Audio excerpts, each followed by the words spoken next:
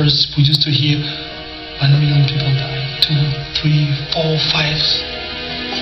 and the situation is getting worse and worse, because the money is there, the resources are out there in Congo, and everybody wants a piece of Congo.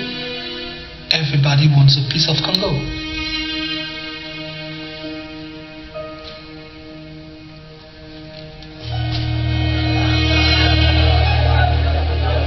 Why are people living hand to mouth in one of the most mineral-rich countries in the world? The Congo produces more than $1 billion of gold alone each year. And the cobalt and the tin and the copper and the tungsten, all of that we're benefiting from, but yet we're silent.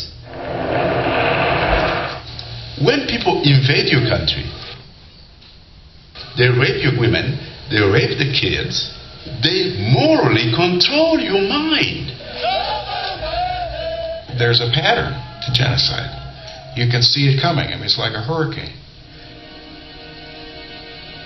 Are we going to have to wait for 20 more years before somebody does something to stop this Holocaust? There's a global consensus that exists that says it's okay for nearly 6 million black people to die in the heart of Africa and for us to be silent. So I kept asking our intelligence people, is there any truth to this? I mean, what's happening out there?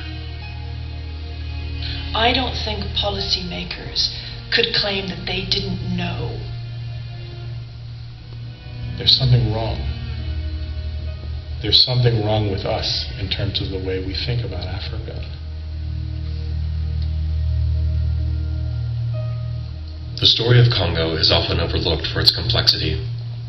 It's a story where boundaries are porous and national identities mean little. Militant groups with ever-changing acronyms are not who they claim to be, and neighbors loot and murder while they are praised by the international community. But the death toll is now surpassing that of the Holocaust, in part because of the way the United States is involved in Central Africa. Now facing a critical juncture in their history, the Congolese people need us to change the way we're involved so that they can have the space to start rebuilding their country.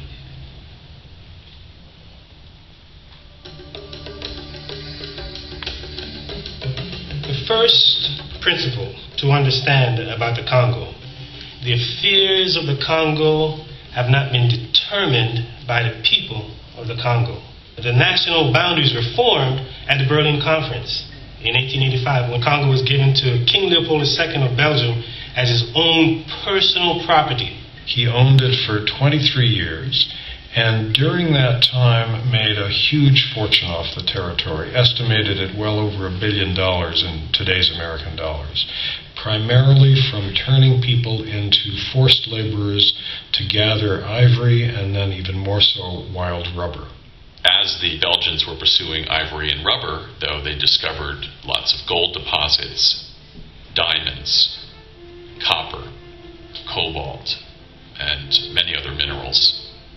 So, since 1885, Congo has been caught in the midst of a geostrategic battle, primarily for her natural resources. Part of its ongoing conflict has been the desire by different armed groups and neighboring countries to benefit, to get rich, to make money from those particular minerals. These resources that are found in the Congo are vital to major industries in the West, whether we're talking about the automotive industry, aerospace industry, technology industry, the electronics industry, even the jewelry industry. These minerals exist in great profusion throughout the Democratic Republic of Congo, especially in its eastern part.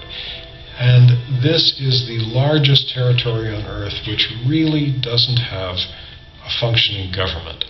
People can say anything, but the Congo is still a police state. There is no freedom of the press. You hear people being killed. The army is not an army. This is a bunch of people who are indisciplined, who still roam the streets. But all this 125 years must be taken into consideration to fully understand why Congo is in a weakened state today. If we look from 1885 to 1908, we're talking about personal rule, enslavement. From 1908 to 1960, colonialism, Congo under colonial rule. Congo finally elects its leader in 1960, and in 61 was assassinated. So we have assassination. Then a dictator was put over the people for another 3 decades. So now we have dictatorship. Then an invasion was backed from outside with Rwanda and Uganda in 1996 that Congolese people suffer from to this day. So we have 125 years of this. Now what that does is it destroys and eviscerates the Congolese institutions. And when you have great wealth, no government, it's an open invitation, and it's been a sort of a free-for-all war as rival warlords surrounding African countries like Rwanda and Uganda in the east have just gone in there and helped themselves to this enormous natural wealth. Since 1996, the conflict in Congo has claimed the lives of an estimated 6 million people. Today, neighboring governments continue plundering by using proxy forces to displace entire communities for access to the land.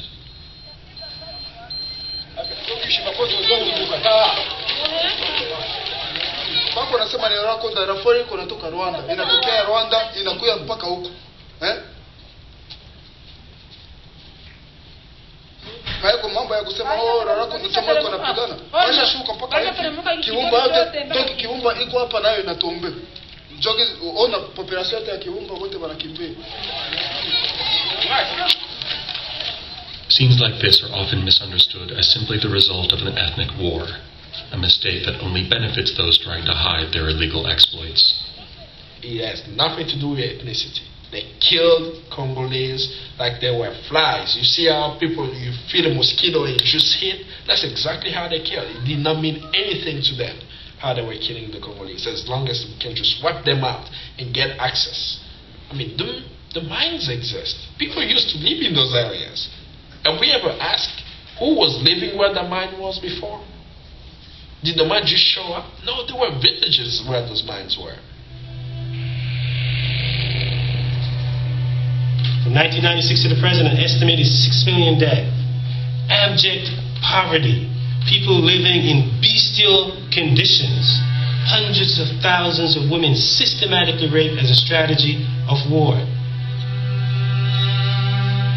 Rape happened to be one of the weapons that worked the most, because as soon as you destabilize the community, you rape the entire village, the women of the entire village, in front of the children, in front of the husband, in front of the neighbors. That community is broken completely, because the men cannot look at the wives in the eye and say, we were unable to protect you, and the women cannot survive that trauma. Congo is one of the worst places in the world to be a woman or a girl. And one of my recent trips to Congo, I met up with a young girl who was 15 years old. She had been violently raped by one of the rebel groups, and she had been held for 3 months in a hole in the ground, in a pit, naked. And every day another combatant would come and rape her. She was only 15. She realized at one stage that she had fallen pregnant. And then they killed her best friend who was in the pit with her. There were 2 of them. And she had to stay in that pit with the body for 6 weeks, unable to climb out of the pit, knowing that she was pregnant and still being raped day in, day out.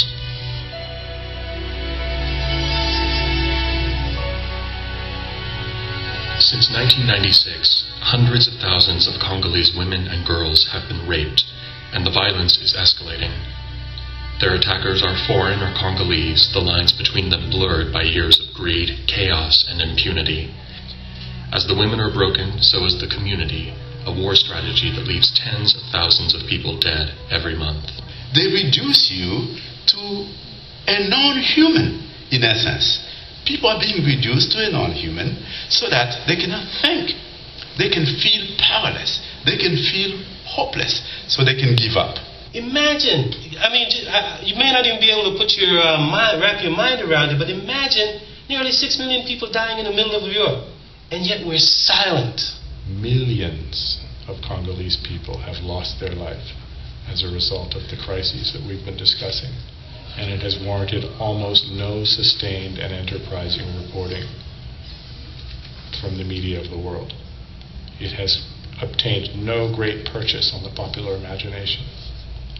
Millions of people dead. Why is it that nobody's talking about it? This is the same international community that said, when there was a Holocaust, that no more genocide would take place, and yet the same community left Rwanda genocide take place, and yet those who committed genocide in Rwanda crossed over in the Congo, and the Congo has become the victim of what happened in Rwanda, and what the international community didn't do to stop it. In 1994, the international community failed to stop the Rwandan genocide and effectively punish its perpetrators. Since then, violence in Central Africa has escalated, along with the growing culture of impunity.